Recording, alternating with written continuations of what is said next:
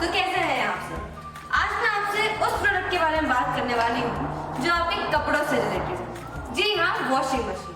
तो चलिए अब बात करते हैं फुल्ली ऑटोमेटिक वॉशिंग मशीन की। इसमें बेसिकली दो मॉडल्स होते हैं, एक टॉप लोड जैसे कि आप देख सकते हैं और दूसरा फ्रंट लोड जिसके बारे में हम थोड़ी देर में बात करेंगे। तो इसे टॉप लोड इसीलिए कहा जाता है क्योंकि इसमें कपड़े ऊपर से डाले जाते हैं और इसमें आपको सिर्फ कपड़े डालने हैं और कुछ बटन्स प्रेस करने हैं और आपके कपड़े धुल जाएंगे। मोर अमेजिंग डील्स एंड ऑफर्स आप हमारा स्टोर जरूर विजिट करिए, यूनिवर्सल सर्विसेज जो कि रायपुर में है, शंकर नगर और कोतवाली में।